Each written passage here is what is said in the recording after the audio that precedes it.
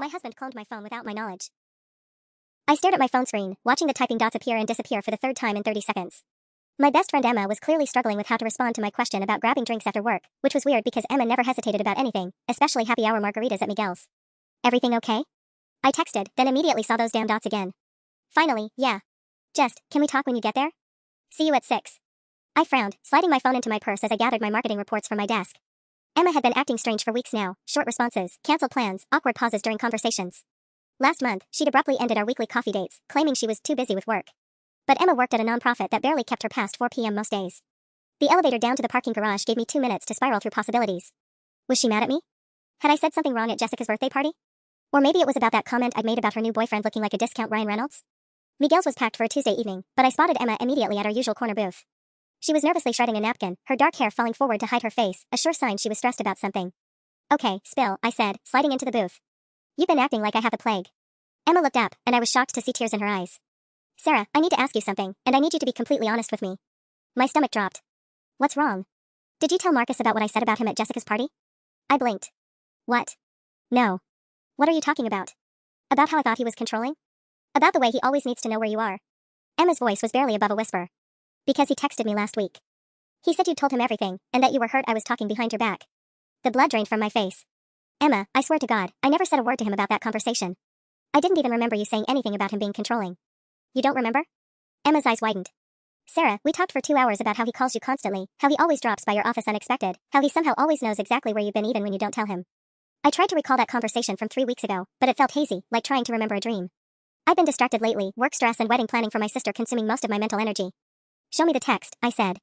Emma pulled out her phone and scrolled to Marcus's message. Hey Emma, Sarah told me about your conversation at Jessica's party. She's really hurt that you think I'm controlling. Maybe it's better if you two take some space while she processes this. I'm sure you understand. My hand started shaking as I read it again. Emma, I promise you, I never told him anything. I don't even have his phone number saved in your contacts. How did he even get your number? We stared at each other across the table, the noise of the restaurant fading into background static. Something cold and terrible was settling in my chest, like swallowing ice water too fast. Sarah, Emma whispered, how does Marcus always know things he shouldn't know? Emma's question hung in the air between us like a physical weight. I felt my throat constrict as memories started flooding back, not the hazy, half-remembered conversations I'd been dismissing, but sharp, clear moments that suddenly made terrible sense. He knew about my promotion before I told him, I said slowly, my voice sounding foreign to my own ears. Last month, when I got the regional manager position. I was planning to surprise him at dinner, but when I walked in, he already had champagne chilled and said he was so proud of his successful wife. Emma leaned forward. How could he have known? I thought maybe someone from his office building saw the email over my shoulder or something. His law firm is only 2 blocks from my company. But even as I said it, I knew how ridiculous that sounded. What else? Emma pressed. My mind was racing now, connecting dots I'd been willfully ignoring for months. 3 weeks ago, I was running late for our anniversary dinner because I stopped to help Mrs. Chin from 4B carry her groceries. I never called or texted him about it. But when I got to Romano's, he said, that was sweet of you to help the old lady with her bags. That's why I love you. Jesus, Sarah. And last week. I swallowed hard, remembering. My coworker Jake asked me to grab coffee to discuss the Henderson account. Just work stuff. I said yes, but before I could even put my phone away, Marcus texted asking if I wanted to meet him for coffee instead since I seemed to be craving it suddenly. Emma's face had gone pale. Sarah, this isn't coincidence. This is stalking, I finished, the word tasting bitter in my mouth. But how? I mean, he's not following me around physically. He's at work most of the day, and I would notice if I stopped mid-sentence as a horrifying thought occurred to me. My phone, I whispered. Emma nodded grimly. That's what I was thinking too. I pulled out my iPhone, staring at it like it had betrayed me. Which, apparently, it had. But I don't understand the technical stuff. How would he even remember his cousin David? The one who works in IT security?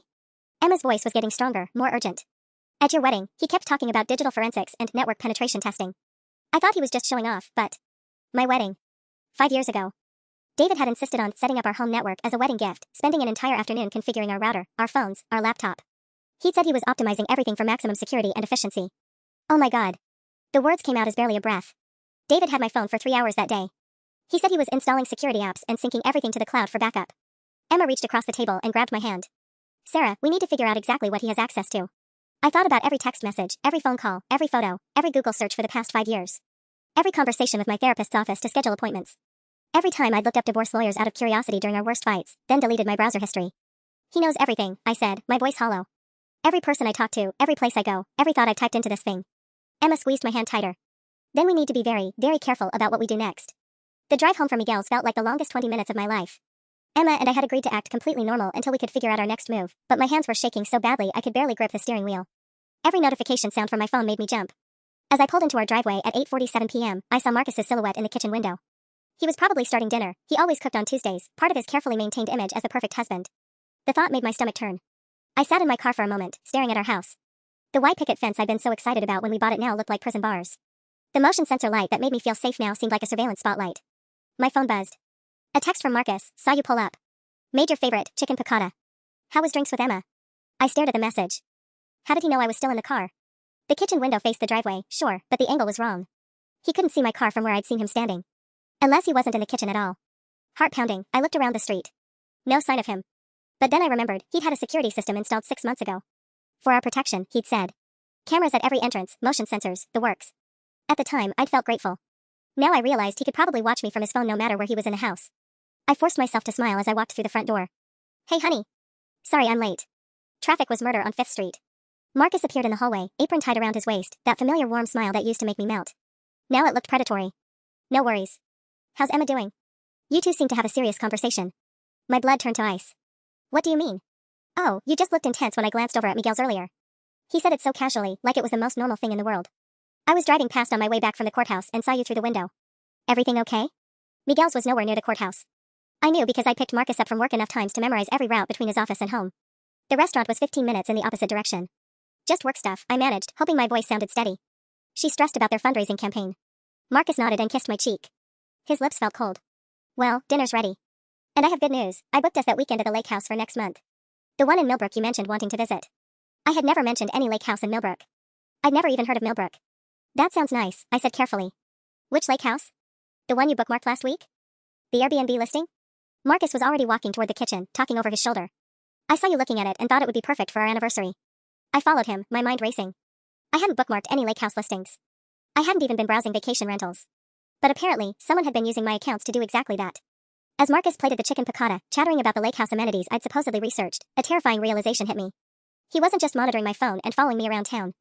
He was actively using my accounts, my digital identity, to create a false history of things I'd supposedly wanted or done. If I tried to tell anyone about this, he'd have proof that I was confused, maybe unstable. After all, why would I bookmark a romantic getaway if I was really afraid of my husband? Marcus handed me a plate, his eyes bright with excitement about our fake anniversary plans.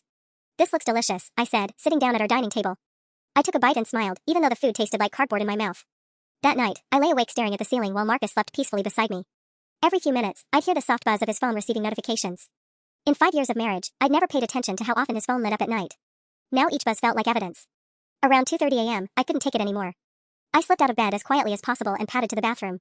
In the mirror, my reflection looked haunted, dark circles under my eyes, my normally neat brown hair a mess from tossing and turning. I turned on the faucet to mask any sound and pulled out my phone.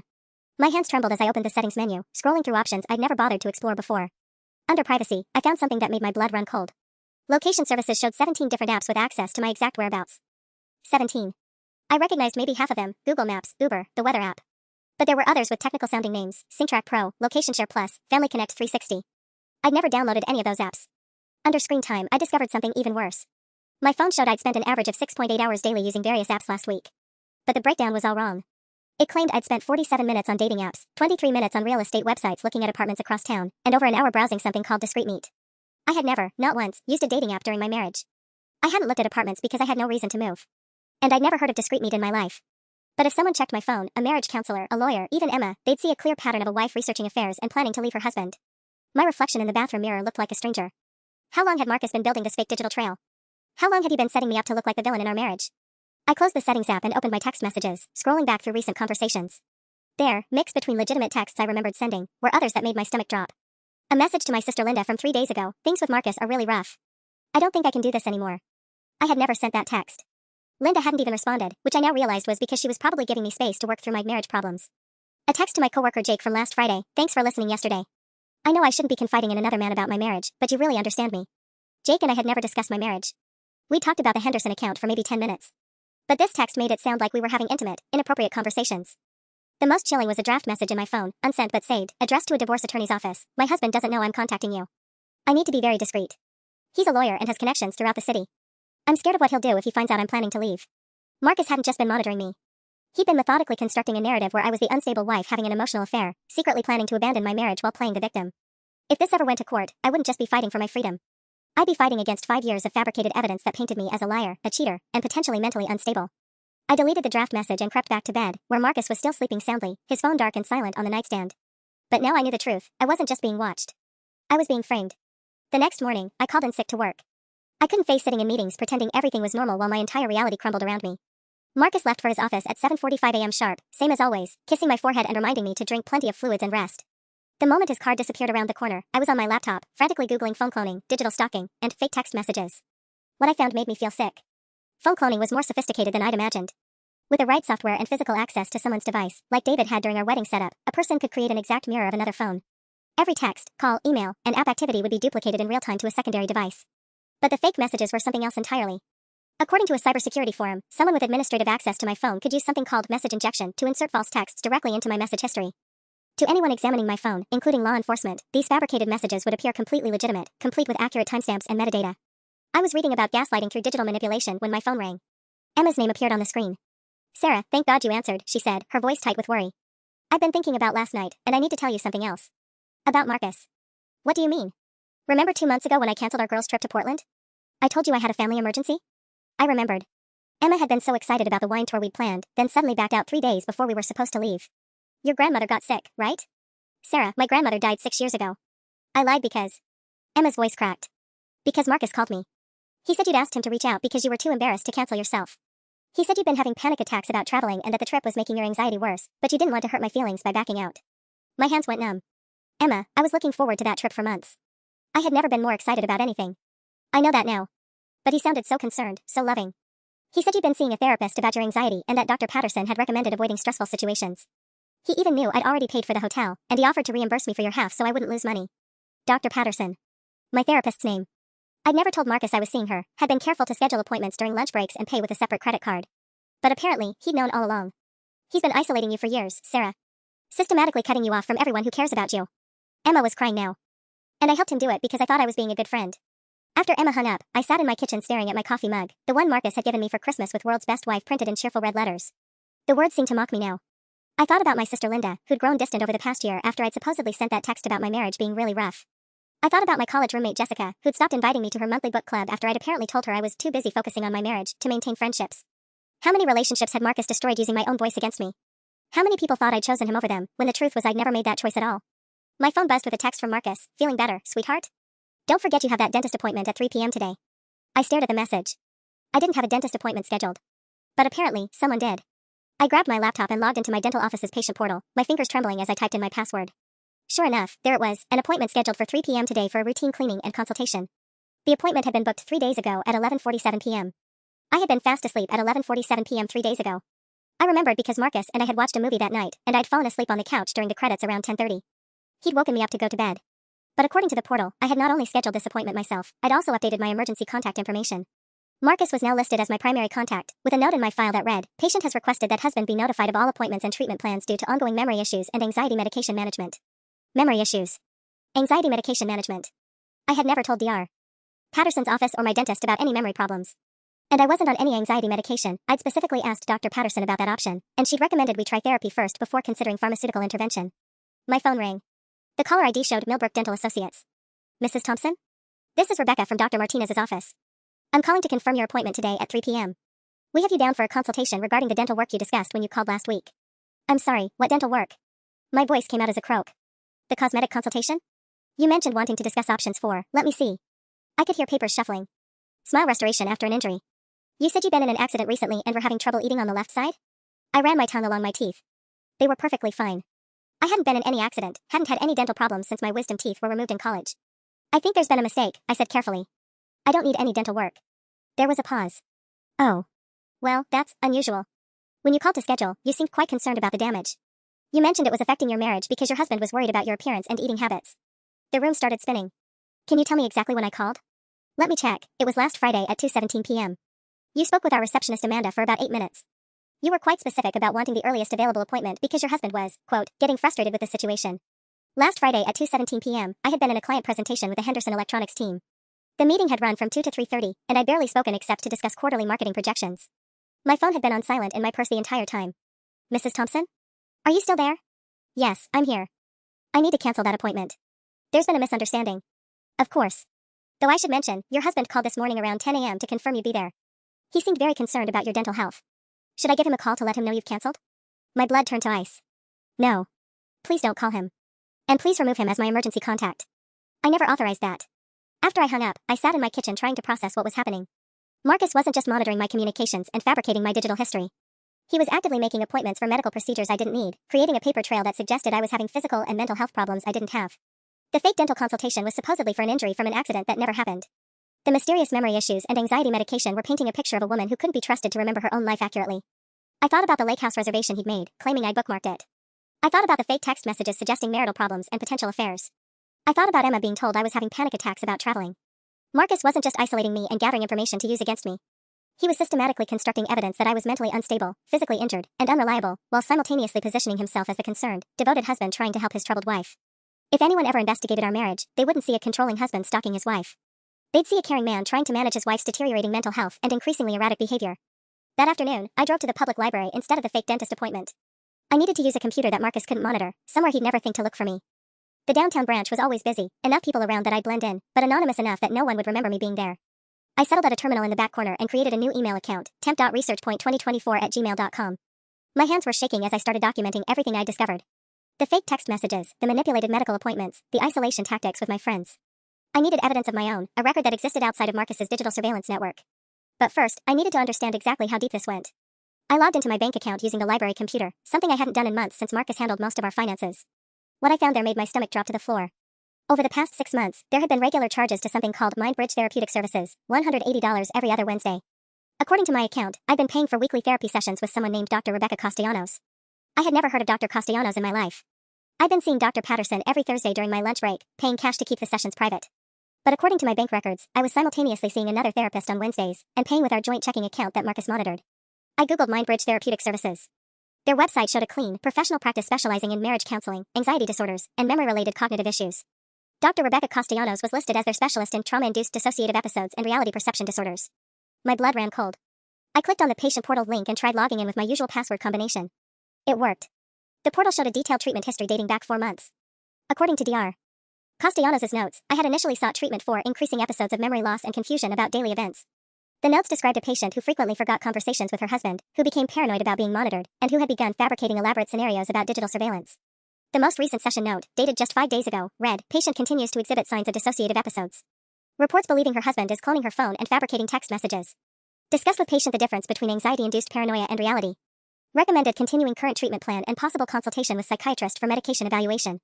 Husband remains supportive despite patient's increasing hostility toward him." I stared at the screen, feeling like I was drowning. According to this file, I had been telling a therapist for months that I believed Marcus was surveilling me. But instead of validating my concerns, this treatment was being used to document my supposed paranoid delusions. If I tried to tell anyone about what Marcus was really doing, he could point to months of professional documentation proving that I had a history of paranoid episodes and reality distortion. Dr. Castellanos would testify that I'd been having these fantasies about surveillance for months, and that my loving husband had been patiently dealing with my deteriorating mental state. I scrolled through more session notes, each one more damning than the last. Apparently, I had told Dr. Castellanos about my delusions that Marcus was following me, that he knew things he shouldn't know, that he was manipulating my friendships. Every real concern I'd had was documented here as evidence of my instability. The final note from our session last Wednesday, when I had actually been at work reviewing quarterly reports, included a recommendation that Marcus begin attending sessions to learn how to manage a spouse experiencing reality dissociation episodes. I had never been to MindBridge Therapeutic Services. I had never spoken to Dr. Castellanos. But I had apparently been her patient for 4 months, paying her $180 twice a week to document my paranoid delusions about the very real surveillance my husband was conducting. Someone had been impersonating me in therapy sessions, building a professional medical record that would destroy any credibility I might have if this ever went to court. My phone buzzed with a text from Marcus. "Hope you're feeling better after your dental appointment. Dr. Martinez's office called to confirm your follow-up next week. So proud of you for taking care of your health. Love you." I stared at the message, then at the fake therapy notes on the computer screen. Marcus hadn't just been watching me and framing me. He'd been living an entire parallel version of my life. I sat frozen at the library computer, staring at the fake therapy notes until my vision blurred. The implications were staggering. Marcus hadn't just been monitoring me, he'd been creating an entire false medical history that painted me as delusional and unstable. But there was something else bothering me, something I couldn't quite put my finger with until I scrolled back through the appointment dates. The sessions with Dr. Castellanos were scheduled every other Wednesday at 2 p.m. I pulled out my phone and checked my work calendar for the past 4 months. Every single Wednesday at 2 p.m., I had been in our weekly department meetings. 15 people could verify my whereabouts during those supposed therapy appointments. But that meant someone else had been sitting in that therapist's office, pretending to be me. My hands trembling, I googled Sarah Thompson MindBridge Therapeutic to see if there were any photos or additional records online. What I found made my blood turn to ice. On the practice's testimonial page, there was a blurry photo of a woman with brown hair similar to mine, shown from behind. The caption read, "Sarah T. Dr. Castellanos helped me understand that my fears about my marriage weren't based in reality. I'm grateful for her patience as I worked through my anxiety and paranoid episodes.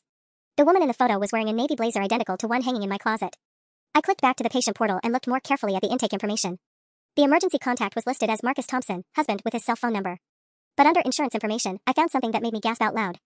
The sessions were being billed to a secondary insurance policy I'd never heard of, Consolidated Health Partners, policy number 4471B9982. According to the billing records, this insurance had covered 80% of the costs, leaving only the $180 copays that had been charged to our joint checking account. I had never signed up for secondary insurance. My primary insurance through work was Blue Cross, and Marcus had always handled our supplemental coverage through his law firm. But apparently, someone had enrolled me in an additional policy specifically designed to cover mental health services. The enrollment date was 6 months ago, exactly 2 weeks after I'd started seeing Dr. Patterson. My phone buzzed with another text from Marcus, running late at the office. Can you pick up my dry cleaning before they close at 6? The ticket is on my dresser. Thanks, sweetheart. I stared at the message, then at the computer screen showing evidence of an elaborate fraud that had taken months to construct. Marcus was texting me casual requests about dry cleaning while orchestrating a scheme that could destroy my credibility, my reputation, and potentially my freedom. But for the first time since this nightmare began, I felt a spark of something other than fear. I felt anger. Marcus had made one critical mistake in his perfect plan. He'd created so much false documentation that the sheer volume of it was suspicious. No genuinely unstable person would have such methodically detailed medical records. No paranoid wife would pay for therapy sessions she was too delusional to remember attending. I opened a new document and began typing furiously, recording every discrepancy I'd found. The timing conflicts between the fake therapy appointments and my work schedule. The secondary insurance policy I'd never authorized. The dental appointment for an injury that never happened, scheduled while I was in a meeting with witnesses. Marcus had spent months building a case against me, but he'd also created a paper trail of fraud that could send him to prison. I just had to be smart enough to use it against him before he used it against me. I was so focused on documenting everything at the library that I almost missed the most important detail. As I scrolled through the fake therapy billing records one more time, I noticed something that made my heart stop. The insurance policy number 4471B9982 had a secondary policyholder listed. David Thompson. Marcus's cousin. The IT specialist who had set up our home network during our wedding. I clicked on the policy details, my hands shaking so badly I could barely control the mouse. David wasn't just listed as a secondary holder, he was the primary account owner.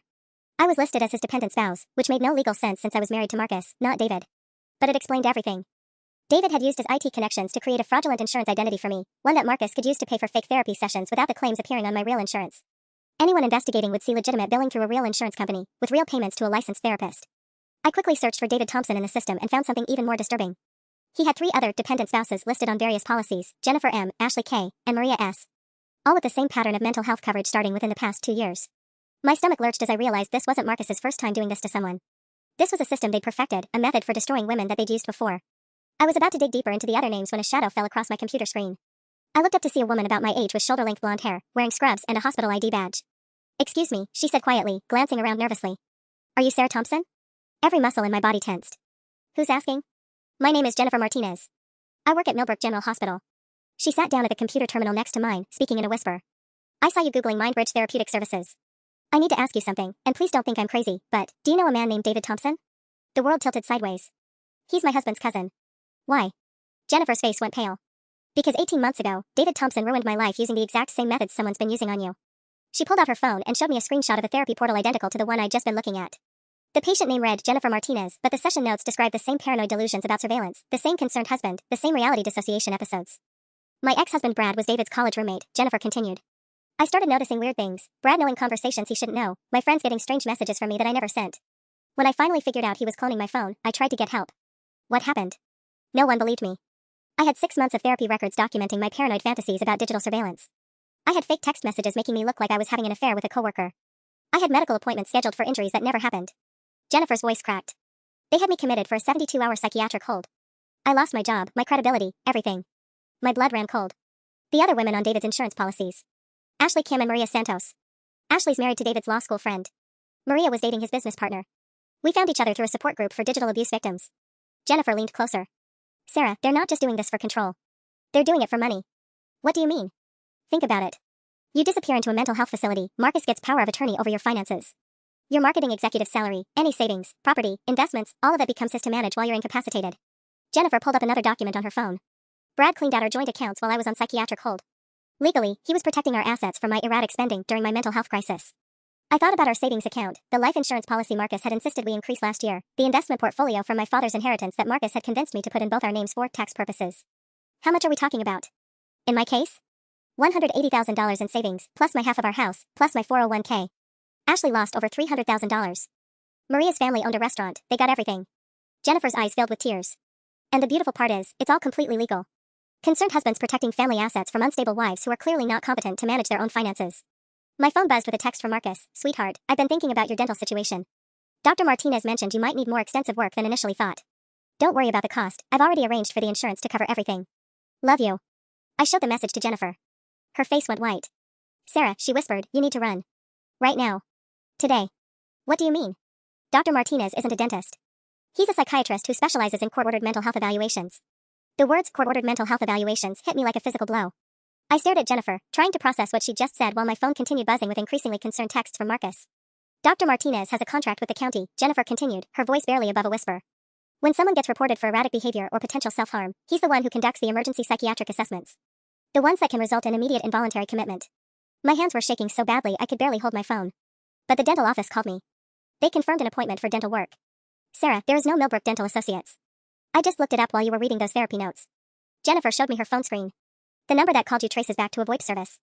Someone was spoofing a fake dental office to get you to show up at Dr. Martinez's real psychiatric clinic. I felt like I was going to be sick. The appointment I missed today was probably your husband's first attempt to get you in front of Dr. Martinez for an emergency evaluation. He's probably telling people you're having some kind of crisis, missing appointments, acting paranoid, making wild accusations about surveillance. Jennifer grabbed my arm. Sarah, how many people has he told about your anxiety or memory problems? I thought frantically. Emma, who'd been told I was having panic attacks about travel. My dental office, where my records now showed memory issues. The fake therapy notes documenting months of paranoid episodes.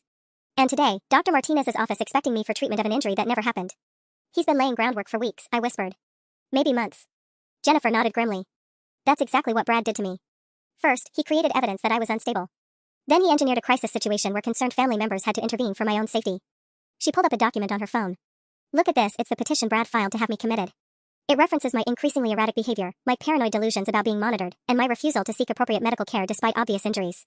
The language was almost identical to what I'd seen in the fake therapy notes. A template they'd perfected across multiple victims. The injury they referenced was a bruise on my arm that Brad gave me when he grabbed me too hard during an argument, Jennifer continued. But the medical records made it look like I was claiming injuries that didn't exist, part of my dissociative episodes. My phone rang. Marcus's name flashed on the screen, and for the first time in 5 years of marriage, I didn't answer. It rang again immediately. Don't answer, Jennifer said sharply. Every call you miss, every text you don't respond to, becomes evidence of your deteriorating mental state. He's probably documenting all of this.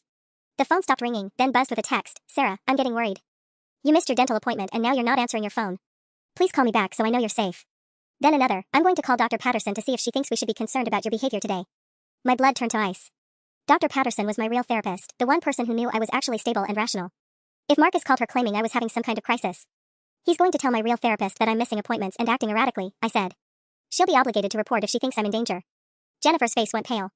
Sarah, if Dr. Patterson files a wellness check report based on your husband's concerns, and you have months of documented paranoid episodes with Dr. Castellanos, they can hold you for 72 hours minimum. 72 hours. Long enough for Marcus to empty our accounts, file for emergency conservatorship, and establish legal control over my finances. Long enough to turn my absence from work into evidence that I was too unstable to maintain employment. My phone buzzed again. I've called your office and they said you called in sick, but Emma mentioned you seemed fine yesterday. I'm really concerned, sweetheart. I think I need to come look for you. He was already building the narrative. Caring husband, worried about his unstable wife who was acting strangely, missing appointments, not answering her phone. Jennifer, I said, my voice cracking, how long do I have? Ashley had about 6 hours from the first missed appointment to when the police showed up at her door for a wellness check. Jennifer was already packing up her things. You need to get somewhere safe, and you need to get evidence that proves this is all fabricated. Real evidence that can't be dismissed as paranoid delusions. I thought about our house, about my car with its GPS tracking, about every credit card and bank account Marcus could monitor. About the fake insurance policies and the very real threat of Dr. Martinez. Where am I supposed to go? Jennifer handed me a business card. Call this lawyer. Her name is Patricia Vance. She specializes in digital abuse cases, and she helped me get my life back. She stood up, then turned back to me. Sarah, whatever you do, don't go home. Don't use your car. Don't use any credit cards or accounts he has access to. As Jennifer walked away, my phone rang one final time. This time, it wasn't Marcus. The caller ID showed Millbrook County Crisis Response Team. They were already looking for me. I stared at my phone as Millbrook County Crisis Response Team flashed on the screen. My finger hovered over the decline button while my heart hammered against my ribs. If I didn't answer, it would look like I was avoiding help. If I did answer, I might be walking into a trap that would end with me in a psychiatric hold within hours. The ringing stopped. Immediately, a voicemail notification appeared. With trembling hands, I played the message through the library computer's headphone jack, not trusting my phone speakers in the quiet library. Ms. Thompson, this is Rebecca Chen from Millbrook County Crisis Response. We received a wellness check request from your husband expressing concern about your well-being. Please call us back at your earliest convenience at 555-0147. We just want to make sure you're safe. The message was professional, caring even. But I knew what Jennifer had told me about wellness checks. Once the system was activated, it became nearly impossible to stop. My hands shaking, I opened a new browser window and searched for Patricia Vance, the lawyer Jennifer had mentioned. Her website specialized in technology-facilitated abuse, digital stalking, and coercive control cases. Under her recent victories, I saw a case summary that made my blood run cold. Martinez v. Rodriguez successfully defended client against fraudulent psychiatric commitment orchestrated through fabricated digital evidence. I called her office from the library's landline. Vance Legal Services, this is Patricia. Ms. Vance, my name is Sarah Thompson. I was referred by Jennifer Martinez. I think my husband is trying to have me committed using fake medical records, and the county crisis team just called me. There was a brief pause. Sarah, where are you right now? The downtown public library. Do not move. Do not use your phone, your car, or any credit cards. I'm sending my investigator to pick you up in 15 minutes. She'll be driving a blue Honda Civic, license plate KLM 4829. Her name is Diana Ross, yes, like the singer. Ms. Vance, I don't have any money to pay you right now. My husband controls our accounts and Jennifer's case created a legal precedent that allows me to pursue these matters on contingency. We'll recover your legal fees from the damages we collect. Her voice became urgent. Sarah, listen carefully. The crisis response team operates on a 24-hour escalation protocol. The first call is a wellness check. If you don't respond within 4 hours, or if your husband reports escalating concerns, they move to active location and intervention. I glanced at the time on the computer screen, 4:47 p.m. The voicemail had come in at 4:32. How long do I have? Based on Jennifer's case timeline, probably until around 8:30 tonight before they start looking for you actively. But that assumes your husband doesn't accelerate things by claiming you're in immediate danger to yourself. As if summoned by her words, my phone buzzed with a text from Marcus. Sarah, I found some disturbing searches in our browser history. Searches about divorce lawyers and disappearing from your marriage. I'm really scared about what you might be thinking. Please come home so we can talk. My stomach dropped. I hadn't searched for anything about divorce on our home computer. But of course, Marcus could fabricate browser histories just as easily as text messages. Ms. Vance, I whispered into the phone, he's escalating right now. He just sent a text suggesting I might hurt myself. That's the trigger phrase. Once he tells the crisis team you're having suicidal ideation, they'll move immediately to locate and detain you. I could hear typing in the background. Diana is 3 minutes away. Pack up anything you have and walk toward the main entrance, but don't go outside until you see the Honda. I hung up and gathered my things, my mind racing.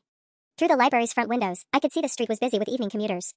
Normal people heading home to normal lives, unaware that someone's entire world was collapsing just feet away from them. My phone rang again. This time it was a number I didn't recognize, but when I answered, the voice was familiar. Mrs. Thompson? This is Dr. Martinez's office. We had you scheduled today and wanted to follow up since you missed your appointment. Your husband mentioned you might be experiencing some confusion about your medical care. We have an opening at 6 p.m. today if you'd like to come in. 6 p.m. Less than an hour and 15 minutes. Through the window, I spotted a blue Honda Civic pulling up to the curb. It was time to run. I slipped out of the library's main entrance and approached the blue Honda Civic, my heart pounding so hard I was sure everyone on the street could hear it. The driver's window rolled down, revealing a woman in her 40s with short gray hair and kind eyes. Sarah? I'm Diana Ross, Patricia's investigator. Get in quickly. I slid into the passenger seat just as my phone started ringing again.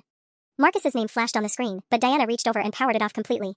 First rule of digital stalking cases, the phone is not your friend, she said, pulling into traffic. We're going to Patricia's office, but first I need to ask you some questions. How long have you known about the phone cloning? I just figured it out yesterday. But there's more: fake therapy sessions, fraudulent insurance policies, medical appointments I never made. The words tumbled out as Diana navigated through downtown traffic. Patricia filled me in on what Jennifer told you. We're going to need to move fast to get evidence before Marcus realizes you're onto him. Diana glanced at me. Sarah, I need you to understand something. What we're dealing with isn't just domestic abuse. This is organized fraud, possibly racketeering. Marcus and David have done this to at least 3 other women that we know of. My stomach lurched. 3 others? Jennifer, Ashley, Maria, and now you. But here's what Jennifer didn't know when she talked to you earlier.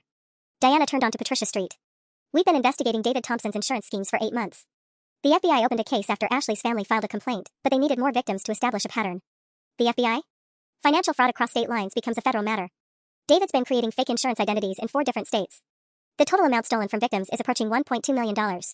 Diana parked outside a modest office building. Sarah, you're not just a victim anymore. You're a key witness in a federal investigation. We hurried into Patricia Vance's office, where a woman in her 50s with silver hair and sharp eyes was waiting with stacks of files spread across her conference table. Sarah, I'm Patricia. I know this is overwhelming, but we have a narrow window to protect you and gather evidence. She gestured to the files. These are records from Jennifer, Ashley, and Maria's cases.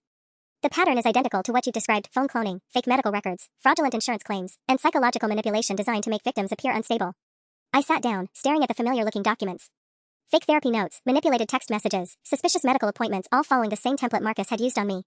But there's something different about your case, Patricia continued. Marcus made a critical error. He scheduled your fake dental appointment for today, but he also had David book an appointment for Maria Santos at the same Dr. Martinez clinic for 5:30 p.m., just 90 minutes after your scheduled time. My blood ran cold. Maria's still with David? She was until this morning. We've been working with her for weeks to gather evidence, and today was supposed to be her controlled escape. Patricia pulled out her phone. But when Dr. Martinez's office called to confirm both your appointment and Maria's for the same day, they accidentally revealed the connection between the cases. Diana leaned forward. Sarah, Dr. Martinez just called the FBI. He's been suspicious about the unusual number of paranoid wives being referred to him by the same network of men. When he realized 2 appointments today were connected to David Thompson's insurance fraud, he contacted federal authorities. I stared at them both, trying to process what this meant. So the FBI knows about Marcus? As of 47 minutes ago, yes. But that creates a new problem. Patricia's expression grew serious. Marcus doesn't know we're onto him, but he's escalating his timeline to have you committed. The crisis response team is actively looking for you right now, and if they find you before we can present our evidence to a federal judge, you could still end up in psychiatric hold while the legal process sorts itself out. My phone, still powered off in Diana's possession, suddenly lit up with notifications as Diana turned it back on to check something. 17 missed calls from Marcus, 12 from unknown numbers, and a text that made my heart stop. Sarah, the police are helping me look for you now. Everyone's very worried. Dr. Patterson confirmed you've been having episodes, and your sister Linda is flying in tonight. Please come home before this gets worse. I love you. Patricia read the message over my shoulder. He's brought in your sister and your real therapist. This is the final stage of the psychological trap. Diana was already grabbing her keys. We need to get to the federal courthouse before the crisis team expands their search. If we can get an emergency restraining order and present our evidence to a federal judge tonight, we can stop this.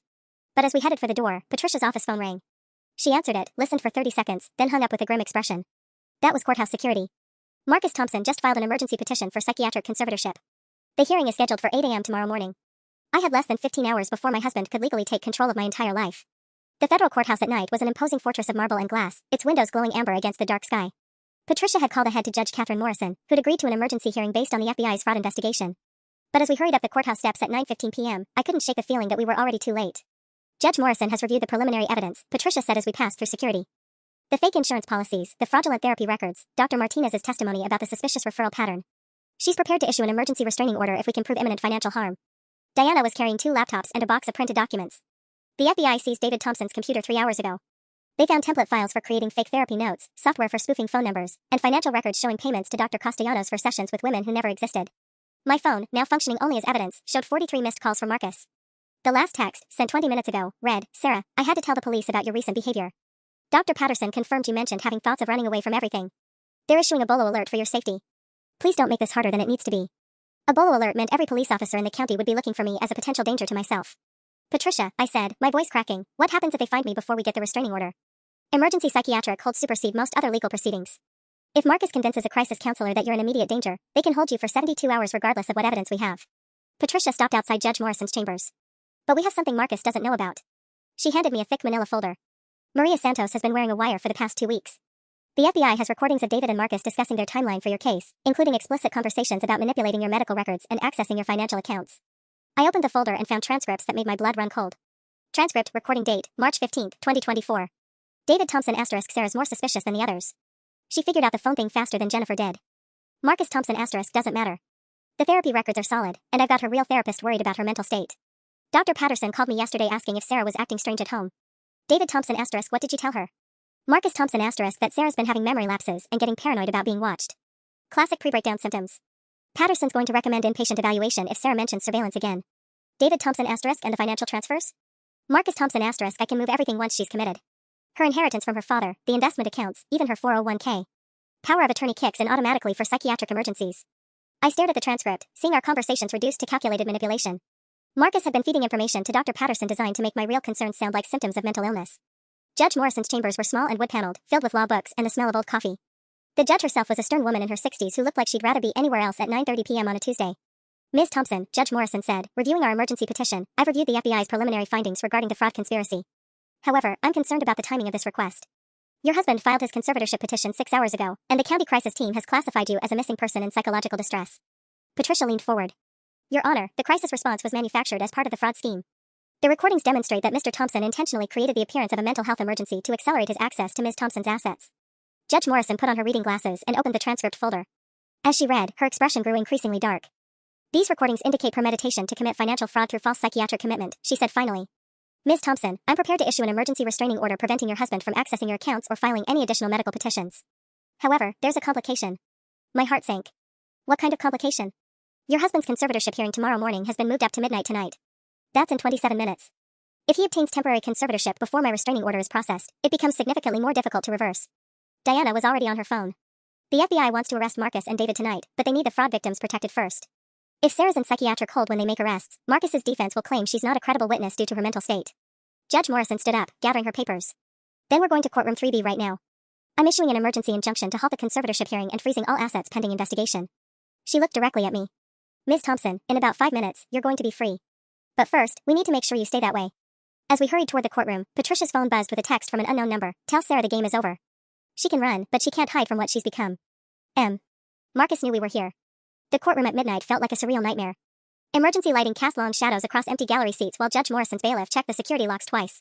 Patricia sat beside me at the plaintiff's table, her fingers drumming nervously on her legal pad, while Diana monitored police scanners on her phone. Your Honor, Patricia began as Judge Morrison took the bench. We have evidence that Marcus Thompson is currently in the courthouse building, despite the restraining order being filed. Security cameras show him entering through the west entrance at 11:43 p.m. My stomach lurched. Marcus was here, somewhere in this building, probably still believing he could salvage his plan. Judge Morrison's expression hardened as she reviewed the emergency injunction papers. Bailiff Henderson, please coordinate with courthouse security to locate Mr. Thompson immediately, she ordered.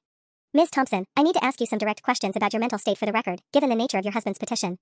For the next 10 minutes, Judge Morrison walked me through questions designed to establish my competency. My understanding of dates, my ability to make rational decisions, my awareness of the financial fraud allegations. Each answer felt like reclaiming a piece of myself that Marcus had tried to steal. Based on this examination and the evidence presented, Judge Morrison said, I find no basis for emergency conservatorship. Ms. Thompson demonstrates clear understanding of her circumstances and sound judgment regarding her safety. She signed the injunction with a flourish.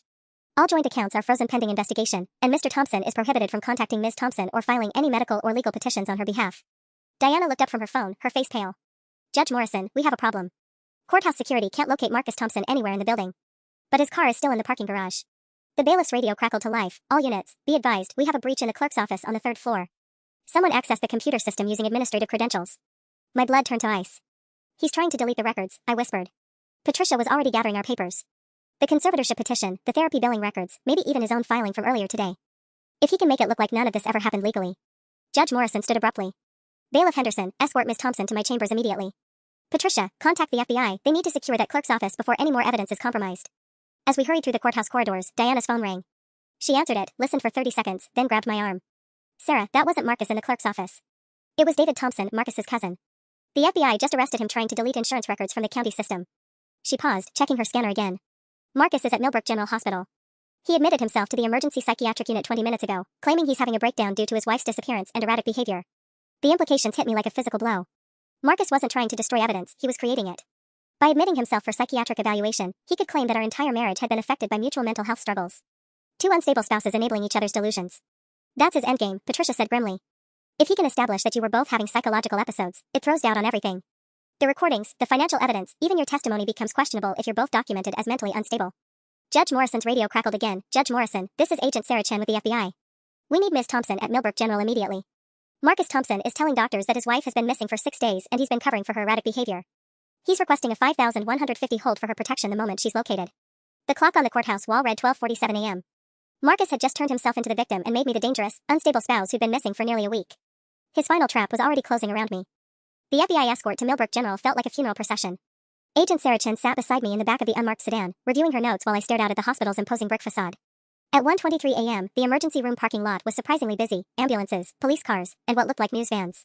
Ms. Thompson, Agent Chen said as we pulled up to the entrance, Marcus has been telling hospital staff that you've been missing for 6 days. He claims he's been covering for your episodes to protect your job and reputation. 3 doctors have already signed preliminary assessments recommending immediate psychiatric evaluation when you arrive. My hands were shaking. Even with Judge Morrison's injunction and David's arrest, Marcus had found a way to turn himself into the concerned husband and me into the dangerous, unstable wife. But we have him, I said, trying to convince myself as much as Agent Chen. The recordings, the financial fraud, the fake therapy sessions. We have David on fraud charges. Marcus is claiming he was manipulated by his cousin, that he genuinely believed you were having mental health issues and David was helping him get you proper care. Agent Chen's radio crackled with updates from the hospital. Sarah, I need you to understand, Marcus is very good at this. He's convinced the ER staff that your sudden appearance with FBI agents proves you've been having paranoid delusions about law enforcement. We walked through the hospital's automatic doors into a scene that looked like controlled chaos. I could see Marcus through the glass partition of the psychiatric evaluation room, talking animatedly with 2 doctors. He looked disheveled, exhausted, the picture of a devoted husband at the end of his rope. Then he saw me. For just a moment, his mask slipped. The concerned husband expression vanished, replaced by something cold and calculating. But it was only for a second before he pressed his face against the glass, mouthing Sarah. Thank God you're safe. Dr. Patricia Martinez, not the fake Dr. Martinez from the dental scam, but the real chief of psychiatry, approached us with a clipboard. Ms. Thompson, your husband has been very concerned about your welfare. He's described 6 days of increasingly erratic behavior, missed work, paranoid accusations about surveillance. He says you've been claiming people are impersonating you, making fake appointments, even believing the FBI is involved in your personal life. The irony was breathtaking. Marcus was using the truth as evidence of my insanity. Dr. Martinez, Agent Chen interrupted, showing her badge. Ms. Thompson is a key witness in a federal fraud investigation. Everything her husband described is documented criminal activity we've been investigating for 8 months. Dr. Martinez looked skeptical. Agent Chen, I appreciate your position, but we have medical records spanning months. Therapy sessions documenting paranoid episodes, concerning behavioral changes. Mr. Thompson has been dealing with this alone, trying to protect his wife's dignity. Those therapy sessions never happened, I said, my voice stronger than I felt. Dr. Rebecca Castellanos was treating someone impersonating me. Check the appointment times against my work schedule. I was in department meetings during every single session. For the first time, Dr. Martinez hesitated. That would be easy enough to verify. Agent Chen was already pulling out her phone. We have security footage from Ms. Thompson's office building showing her at work during 12 of the 15 therapy appointments. We also have recordings of Marcus Thompson discussing how to manipulate her medical records with his accomplice. Through the glass partition, I could see Marcus straining to hear our conversation. His performance as a worried husband was starting to crack as he realized his carefully constructed narrative was unraveling. Play the recording from March 15th, I told Agent Chen. The one where he talks about moving my inheritance money once I'm committed. The recording played through Agent Chen's phone speaker, Marcus's voice clear and unmistakable. I can move everything once she's committed. Her inheritance from her father, the investment accounts, even her 401k. Power of attorney kicks in automatically for psychiatric emergencies. Dr. Martinez's face went pale. Through the glass, Marcus had gone completely still, finally understanding that his perfect plan had collapsed completely. Ms. Thompson, Dr. Martinez said quietly, I owe you an apology. And I think your husband owes you much more than that. At 3:47 a.m., I watched through the hospital window as Marcus was led away in handcuffs, charged with conspiracy to commit fraud, identity theft, and attempted financial exploitation.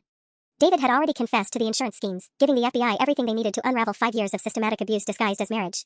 6 months later, I stood in a different courtroom as Judge Morrison sentenced Marcus to 8 years in federal prison and ordered him to pay $847,000 in restitution to his 4 victims. Jennifer, Ashley, Maria, and I had formed an unlikely sisterhood, supporting each other through testimony and recovery. Dr. Rebecca Castellanos lost her license after admitting she'd been paid to create fake therapy records without ever meeting her supposed patients. The woman who'd been impersonating me in therapy sessions turned out to be David's girlfriend, recruited to play multiple roles in their elaborate fraud scheme. Emma helped me move into a new apartment with security I controlled completely. My phone was truly mine again, no cloning software, no monitoring apps, no invisible watchers tracking my every move. For the first time in years, my conversations, my location, and my thoughts belonged only to me. The most satisfying moment came when I changed my name back to Sarah Mitchell and got a new job at a marketing firm across town. Marcus had spent so much energy controlling my digital life that he'd never realized the one thing he couldn't manipulate, my actual skills and experience. I kept the world's best wife coffee mug as a reminder. But now it sits in my kitchen cabinet, empty and forgotten, exactly where it belongs. Some nights I still check my phone settings obsessively, looking for apps I didn't install or permissions I didn't grant. The hypervigilance will probably never completely fade. But now when I scroll through my messages, every single text is one I actually sent. When I look at my location history, it shows only places I chose to go. My phone is finally, truly mine again. And so am I.